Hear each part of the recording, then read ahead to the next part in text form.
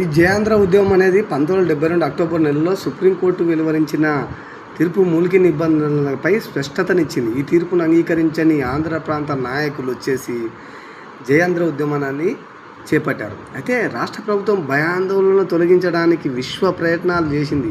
అప్పటి ముఖ్యమంత్రి వచ్చేసి పివి నరసింహారావు గారు అక్టోబర్ 24 1972 తేదీన ఏలూరు పశ్చిమ గోదావరి జిల్లాకు వెళ్ళి విద్యార్థులకు నచ్చజెప్పే ప్రయత్నం చేశారు. అయితే ముఖ్యమంత్రి ఉపదేశాన్ని విద్యార్థులు పట్టించుకోలేదు. ఫలితంగా వివిధ విశ్వవిద్యాలయాల్లో విద్యార్థుల సంయుక్త కార్యాచరణ కమిటీలు ఏర్పడినాయి. ఆ తర్వాత ఏంటంటే ఆంధ్రప్రదేశ్ రాష్ట్రాన్ని విభజించి ప్రత్యేక ఆంధ్ర రాష్ట్రం ఏర్పాటు చేయాలని విద్యార్థులు డిమాండ్ చేయడం జరిగింది.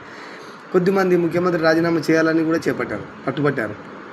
ఎంతో కాలంగా ఆంధ్ర ప్రాంతంలో హైకోర్టు బెంచ్ ఏర్పాటు చేయాలని డిమాండ్ చేసిన న్యాయవాదులు ఈ ఉద్యమాన్ని అంటే అదునుగా తీసుకొని మద్దతు తెలిపారన్నట్టు. కాంగ్రెస్ పార్టీకి చెందిన ప్రజాప్రతినిధులు 1972 డిసెంబర్ 31న తిరుపతిలో సమావేశమై రాష్ట్ర మంత్రివర్గం నుంచి మంత్రులు రాజీనామా చేయాలని, ప్రజలు పన్నులు కట్టరాదని, రాష్ట్ర ప్రభుత్వ పరిపాలన స్తంభింపజేయాలని తీర్మానం చేశారు.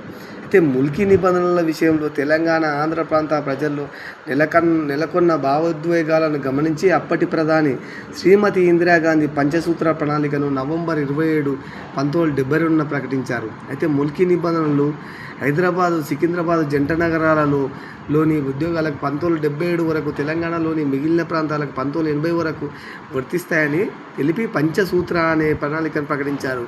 ఏదైతే తేదీ అంటే నవంబర్ 27, 1972 ప్రకటించడం జరిగింది. ఇందులో 5 సూత్రాలు ఉన్నాయి, అందుకే పంచసూత్ర అంటారు.